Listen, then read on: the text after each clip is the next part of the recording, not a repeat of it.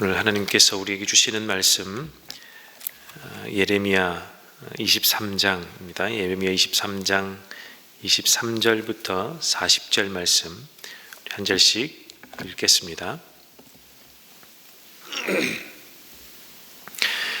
내가 가까운 곳에 하나님이며 먼 곳에 하나님은 아닌 줄 아느냐? 나 주의 말이다.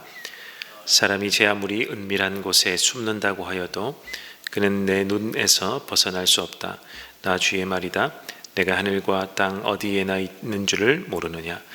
나의 이름을 팔아 거짓말로 예언하는 예언자들이 있다. 내가 꿈에 보았다. 내가 꿈에 계시를 받았다 하고 주장하는 말을 내가 들었다. 이 예언자들이 언제까지 거짓으로 예언을 하겠으며 언제까지 자기들의 마음속에서 꾸며낸 환상으로 거짓 예언을 하겠느냐?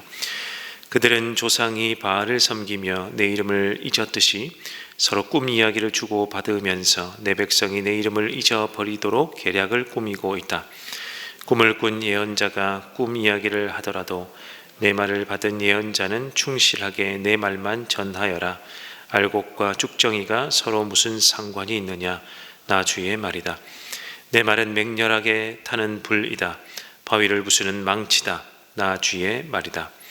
그러므로 보아라, 내 말을 도둑질하는 이런 예언자들은 내가 대적하겠다. 나 주의 말이다. 하나님의 말씀을 전한다고 제멋대로 혀를 놀리는 예언자들을 내가 대적하겠다. 나 주의 말이다. 허황된 꿈들을 예언자라고 떠들어대는 자들은 내가 대적하겠다. 나 주의 말이다. 그들은 거짓말과 허풍으로 내 백성을 그릇된 길로 빠지게 하는 자들이다. 나는 절대로 그들을 보내지도 않았으며 그들에게 예언을 하라고 명하지도 않았다. 그러므로 그들은 이 백성에게 아무런 유익도 끼칠 수 없는 자들이다. 나 주의 말이다. 이 백성 가운데 어느 한 사람이나 예언자나 제사장이 너에게 와서 부담이 되는 주님의 말씀이 있느냐고 묻거든 너는 그들에게 대답하여라. 부담이 되는 주님의 말씀이라고 하였느냐? 나 주가 말한다. 너희가 바로 나에게 부담이 된다. 그래서 내가 이제 너희를 버리겠다 말을 하였다고 하여라. 또 부담이 되는 주님의 말씀이라고 사용하는 예언자나 제사장이나 백성이 있으면 내가 그 사람과 그 집 안에 벌을 내리겠다고 하여라. 친구나 친척끼리 서로 말할 때에는 부담이 되는 주님의 말씀이라고 말하는 대신에 주님께서 무엇이라고 대답을 하셨느냐, 주님께서 무슨 말씀을 하셨느냐 하고 물어야 한다고 일러주어라. 부담이 되는 주님의 말씀이라는 표현을 너희가 다시는 써서는 안 된다. 누구든지 그런 말을 쓰는 사람들에게는 그 말이 그에게 정말 부담이 될 것이라고 하여라. 그렇게 말하는 것은 살아계신 하나님, 우리의 하나님, 만군의 주의 말씀을 왜곡하는 것이기 때문이라고 말하여라. 이제 예언자들에게 물을 때에는 주님께서 무엇이라고 대답을 하셨느냐, 주님께서 무슨 말씀을 하셨느냐 하고 물어라. 내가 사람을 보내서 부담이 되는 주님의 말씀 했는데도 내 명령을 어기고 부담이 되는 주님의 말씀이라고 말을 써서 말한다면 너는 그들에게 이르기를 반드시 내가 그들을 뽑아서 멀리 던져버리겠다고 하더라고 전하여라. 그들뿐만 아니라 그들과 그들의 조상에게 준 이 도성도 함께 뽑아서 멀리 던져버리겠다고 하더라고 전하여라.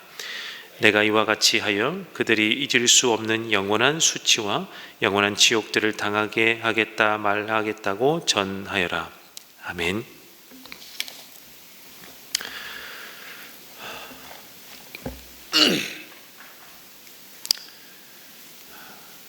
감기 기운이 있어서 기침을 한 것은 아니고 찬송가에 너무 높은 음이 갑자기 튀어나와서 목이 놀랬던 나머지 기침을 했습니다. 오늘 말씀은 큐티 제목처럼 하나님은 예레미야의 입을 통해서 현재, 당시죠, 이 백성들이 사는 현재 어떤 사람들이 거짓 예언을 하는지, 오늘 제목의 표현대로 하면 분별 없는 예언들을 하는지 거짓 선지자인지 분별 없는 선지자인지를 이렇게 낱낱이 밝혀주고 있는 본문입니다. 30절에 누가 그런 사람이냐 이렇게 종합하여 이제 나타내 주시는데요. 세 부류의 사람이 나타납니다. 첫 번째는 내 말을 도둑질이나 하는 예언자, 이렇게 표현하십니다. 두 번째는 하나님의 말씀을 전한다고 제멋대로 혀를 놀리는 자, 세 번째는 허황된 꿈들을 예언이라고 떠들어대는 자들, 이렇게 세 부류의 사람들을 언급해 주시는데, 첫 번째는 내 말을 도둑질하는 예언자. 도둑질이 이제 훔치는 것 아니겠습니까?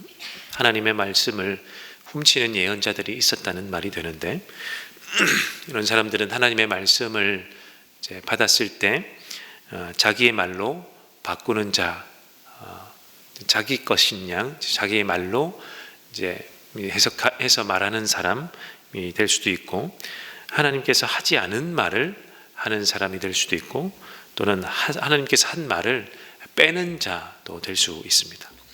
두 번째, 하나님 말씀을 전한다고 제멋대로 혀를 놀리는 자도 나오는데, 이것은 이제 하나님의 말씀을 자기의 유익한 대로, 자기의 이익을 가져다 주는 자로, 자기의 이익과 유익을 추구하는 방향으로 말씀을 변형시키는 그런 사람들, 그런 예언자들이라고 할 수 있겠습니다.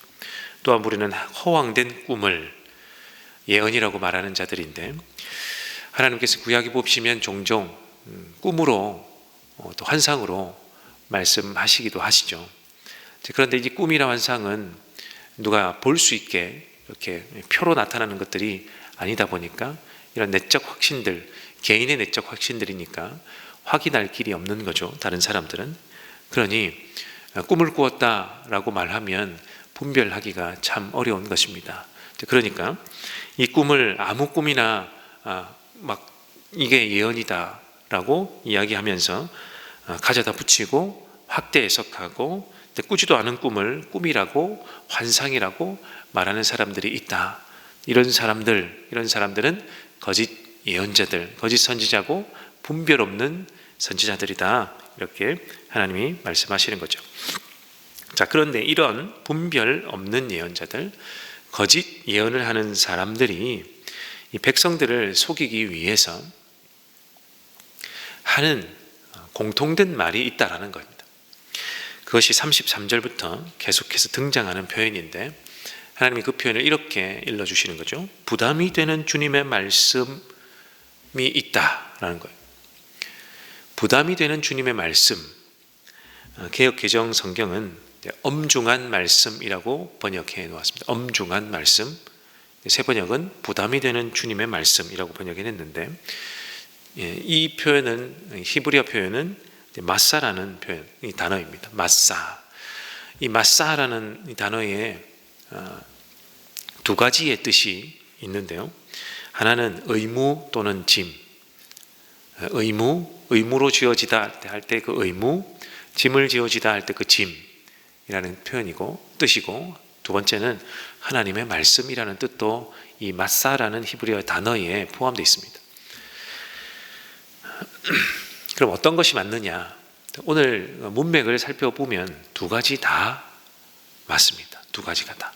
하나님의 표현은, 이 마사라는 표현을 하나님께서 하실 때 두 가지를 다 함축하고 표현해내고 있습니다. 오늘 문맥을 쭉 읽어다 보면 두 가지가 다 나타납니다.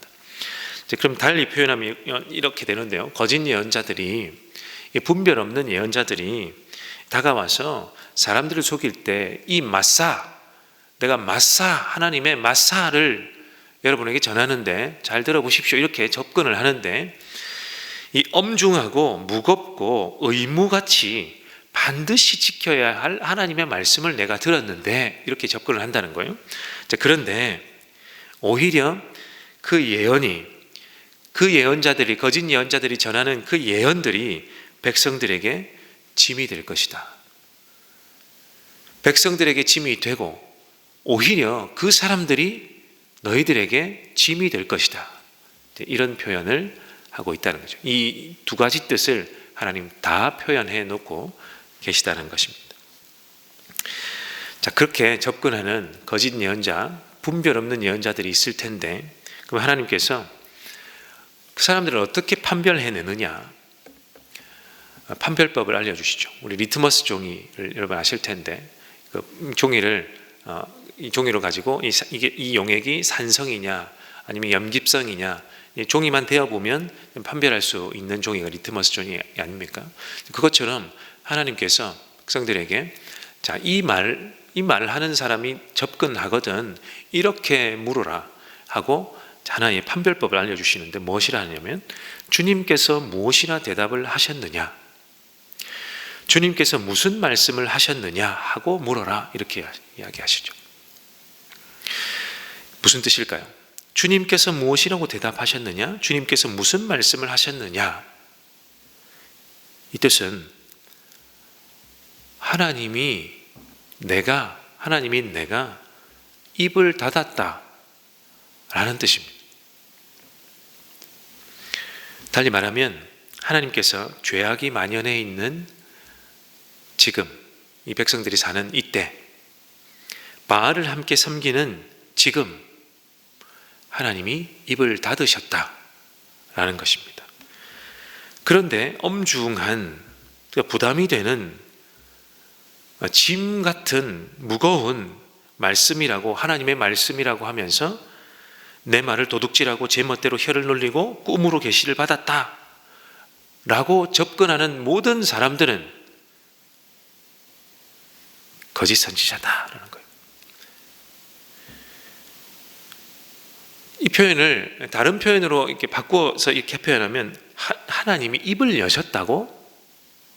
하나님이 지금 말씀을 하셨다고? 하나님이 입을 닫으셨는데 하나님이 진짜 말씀을 하셨다고? 이렇게 물으라는 것입니다. 한 예언자가 다가와서 내가 하나님의 엄중한 그 무거운 당신이 반드시 지켜야 할 말씀을 내가 받았어.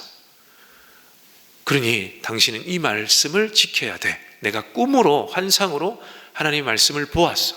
그러니 당신은 이 말씀을 지켜야 돼 라고 하거든. 무엇이라고요? 무엇이라 질문하라고? 하나님이 입을 여셨다고? 하나님이 입을 닫으셨는데? 이렇게 반응을 하라는 것입니다. 지금 누가 이 예언을 하고 있습니까? 하나님의 말씀이다 라고 하면서 누가 예언을 하고 있습니까? 예레미야가 하고 있죠. 그럼 예레미야는 이 질문에 적용이 될까요? 예레미야는 적용이 안 됩니다. 예레미야가 이렇게 가르쳐 주는 거죠. 하나님께서 이렇게 일러주셨으니까 잘 들어라. 이렇게 접근하는 예언자들에게는 하나님이 말씀을 하셨다고? 이렇게 물으라 라는 거예요. 이 질문을 예레미야에게 던지면 하나님이 예레미야 너에게 말씀을 하셨다고? 이렇게가 되겠죠. 나에게는 말씀을 하셨어. 어떻게? 이걸 어떻게 아느냐 할 때는 어제 나타난 본문에 나오는데요. 어제 23장 18절에 택함받은, 소명받은 하나님의 예언자는 거짓 분별이 있는 예언자, 하나님께서 택한 예언자들은 어떤 특징을 가지느냐 할 때 하나님의 회의에 참석했다라고. 개역 개정에는 천상의 회의에 초대받았다라고 표현되는데, 하나님께서 예레미야에게는 하나님께서 부르심을 주신 그 예언자들은 달리 방법을 쓰신 거죠.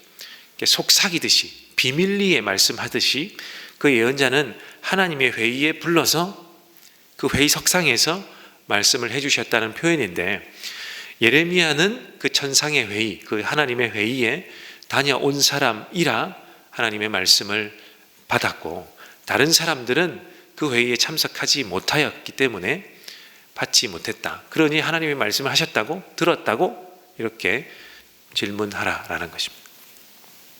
하나님이 입을 닫으셨기 때문에. 근데 어제 본문에도 표현으로 하면 예레미야가 거짓 예언자들에게 질문을 던지는 거예요. 네가 하나님의 회의에 참석했다고? 그런데 거짓 예언자들은 그 표현이 무슨 말인지를 모릅니다. 가본 적이 없으니까, 하나님의 말씀을 들은 적이 없으니까 어떤 표현인지를 모르는 것이죠. 그래서 결론적으로 거짓 예언자, 분별 없는 그 예언자들, 그 선지자들을 쫓는 자들 그 모두는 어떻게 해요? 하나님께서 심판하신다. 뽑아버리겠다. 그 땅에서 내어쳐버리겠다. 이렇게 말씀하고 계십니다. 성도 여러분, 이 시대의 예언자는 누구일까요? 물론 하나님께 이렇게 기도하고 성령을 통하여 기도하고 하나님의 말씀을 이렇게 하나님의 음성을 들을 수 있죠. 물론 내적 확신으로 이렇게 듣는 우리 모두가 예언자에 속하죠. 왕 같은 제사장이요, 거룩한 선지자요, 이렇게 부르신 예수 그리스도를 통하여 부르신 우리 모두가 그런 사람들인데, 특별히 오늘 이 직분을 받은 사람들은, 이 시대에 바라는 사람들은 설교자들이라고 할 수 있겠죠. 저와 같은 이제 교역의 길을 가는 이제 설교자들이라고 할 수 있을 텐데, 오늘 본문의 상황을 대입해 보면 이제 그렇죠. 그러면 이 시대에도 거짓 예언자, 그러니까 분별 없는 예언자가 있었듯이 오늘 이 시대에도 거짓 설교자, 분별 없는 설교자가 있을까요? 물론 있을 것 같습니다. 소명을 받죠. 이런 설교자의 직분을 감당하려면 분명한 소명이 있어야겠고, 그 소명에 따라 저도 여기까지 온 것입니다. 그런데 신학교에 입학할 때 이 소명을 두 가지로 확인하기 위해서 내적인 부르심이 있느냐, 외적인 부르심이 있느냐, 이렇게 두 가지를 다 확인하죠. 그런데 내적인 부르심은 사실은 개인이 받는 것이라 개인의 고백을 통해 이제 표현하기도 하는데, 그것이 있는지 없는지 확인할 길이 사실은 다른 사람에게는 없겠죠. 그것은 나의 부르심을 따라서 가는 것이기 때문에. 그런데 그래서 하나를 더 확인합니다. 외적인 부르심이 있느냐, 외적 소명이 있느냐라고 해서 이제 신학교 입학할 때 담임 목사님 추천서 한 통과 장로님의 추천서 한 통을 같이 받습니다. 아, 그렇군요. 이 사람은 남들이 보기에도, 교회 함께 한 공동체를 이루는 사람이 보기에도 부르심이 있는 사람이 맞군요를 확인하기 위해서 두 가지를 다 보는 것입니다. 저도 그렇게 해서 왔는데, 내적 부르심, 소명이 사라질 수도 있습니까? 사라진다는 표현이 맞는지는 모르겠습니다만 그럴 수도 있다고 저는 생각이 됩니다. 그 부르심이 확인이 잘 안 될 때, 아니면 옅어질 때, 아니 부르심 내가 이 부르심에 맞게 왔는데, 혹은 의심이 들 때 있지 않을까요? 그럴 때 기도하기도 합니다. 그래서 다시 확인하기도 하고 하나님의 부르심을 따라 또 한 걸음 나아가기도 하고 할 텐데, 이 외적인 부르심은 끊어지기도 합니다. 찰스 스펄전이나 그런 책을 쓰셨던 김단준 목사님 같은 분들도 그런 이야기를 하는데요. 외적으로 범죄한 자, 그 사람에게는 끊어졌다고 보아야 하겠죠. 그런데 그것이 드러났음에도 사실은 이 길이 내적인 부르심에 너무 확신을 가진 나머지 그 길을 끝까지 가려고 하는 사람들도 요즘 이 시대에 있습니다. 그래서 이 외적 부르심, 내적 부르심들이 끊어지지 않도록 우리 성도님들께서도 우리 목회자들을 위해서 함께 기도해 주시면 감사하겠습니다. 굉장히 중요할 것 같아요. 이 소명받은 자로서의 설교자들도, 목회자들도 끊임없이 이것을 발견해가면서 기도해야 합니다. 그런데 여러분들도 함께 기도해 주시면 좋겠습니다. 넘어지지 않도록, 이 부르심이 끊어지지 않도록 함께 기도해 주시면 좋겠다는 이야기죠. 그래야 저와 같은 설교자, 교역자들이 영혼을 훔치는 도둑이 되지 않기 때문에 그렇습니다. 그리고 분별 없는 설교자가 되지 않기 때문에 그렇습니다. 그래서 우리 담임 목사님을 비롯해서 우리 함께 동역하고 있는 모든 부르심을 받은 교역자들, 그리고 좀 더 넓히면 우리 목자들, 그리고 모든 성도님들께서 이 부르심에 따라서, 하나님께서 부르신 그 부르심에 따라서, 이 소명에 따라서 잘 갈 수 있도록, 이 공동체를 잘 이뤄갈 수 있도록 함께 기도해 주시면 좋겠습니다. 오늘 말씀을 통해서 함께 기도할 텐데, 첫 번째는 우리 은혜샘물교회의 담임 목사님을 비롯한 우리 목회자들을 위해서 함께 기도해 주시기를 부탁드립니다. 외적인 소명, 이 내적인 소명, 이것들이 끊어지지 않도록 하나님 도와주십시오. 하나님께서 붙들어 주십시오. 그리하여 이 공동체가, 우리 은혜샘물교회 공동체가 한 걸음씩 한 걸음씩 잘 갈 수 있도록 건강하게 이 공동체도 부르시는 그 부르심에 따라서 건강하게 잘 갈 수 있도록 하나님 도와주십시오. 기도해 주시고, 우리 함께 목장에 또 목회자로 부르신 우리 목자들을 위해서도 함께 기도해 주시기를 부탁드립니다. 목자로서의 부르심도 소명도 있을 텐데 이것도 끊어지지 않도록 하나님 우리 목자들도 붙들어 주십시오. 오늘 말씀을 받들어 첫 번째를 기도해 주시고, 오늘은 국가와 선교사를 위해서 기도하는 수요일입니다. 하나님, 이 나라가 정말 또다시 3차 팬데믹이라고 이렇게 명명되면서 또 코로나가 확산세가 이어지고 있는데 하나님 붙들어 주십시오. 위기에 빠지지 않도록 지금까지 하나님이 잘 지켜주셔서 잘 헤쳐왔듯이 앞으로도 이 위기도 잘 극복할 수 있도록 주님 도와주십시오. 기도해 주시고, 우리나라뿐만이 아니라 전 세계는 확진자가 훨씬 더 많아지고 있죠. 그 가운데에 우리 해외에 계신 선교사님들도 있습니다. 하나님, 선교사님들을 붙들어 주십시오. 이 코로나의 감염에 정말 리얼하게 노출되어 있는데 하나님 그 선교사님들을 붙들어 주셔서 건강할 수 있도록 도와주시고, 이 선교사님들도 이 위기의 때에 하나님이 부르신 그 부르심에 합당할 수 있도록, 이 부르심이 끊어지지 않을 수 있도록 하나님이 선교사님들을 위해서도 기도하오니 선교사님들을 붙들어 주십시오.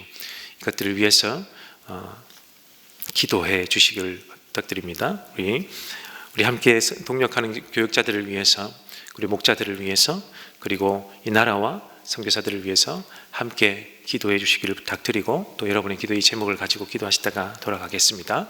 함께 기도합니다.